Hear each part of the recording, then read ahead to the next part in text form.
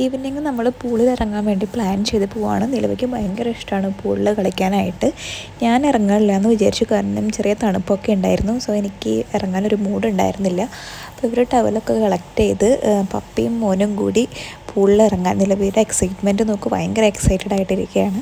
പൂളിൽ ഇറങ്ങാനായിട്ട് പോവുകയാണ്. പക്ഷെ നമ്മളവിടെ ചെന്നപ്പോഴേക്കും പൂളിൻ്റെ ടൈം കഴിഞ്ഞായിരുന്നു. ഇപ്പോൾ ഉള്ളവർക്ക് അവിടെ നിൽക്കാം, പുതിയതായിട്ട് ആർക്കും ഇറങ്ങാൻ പറ്റില്ല. കാരണം ഞങ്ങൾ ചെന്നൊരു 5-10 മിനിറ്റ്സ് ആയപ്പോഴേക്കും അവർ അവിടെ ക്ലോസ് ചെയ്തിട്ടുണ്ടായിരുന്നു, ടൈം കഴിഞ്ഞിട്ടുണ്ടായിരുന്നു.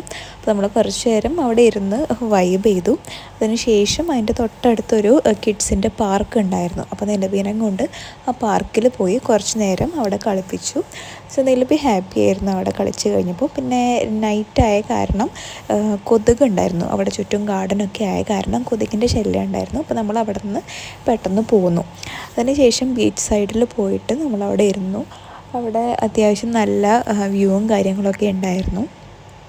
നൈറ്റിൽ നല്ല ആംബിയൻസ് ആയിരുന്നു. പിന്നെ കുറേ നേരം നിലബി അവിടെ മണ്ണിലൊക്കെ കളിച്ച് ലാസ്റ്റ് കെടുപ്പൊക്കെ ആയി. പക്ഷെ ഭയങ്കര സൈലൻസ് ആയിരുന്നു, ആരും ഉണ്ടായിരുന്നില്ല നമ്മൾ ചെന്ന സമയത്ത്. ഭയങ്കര പീസ്ഫുള്ളായിരുന്നു.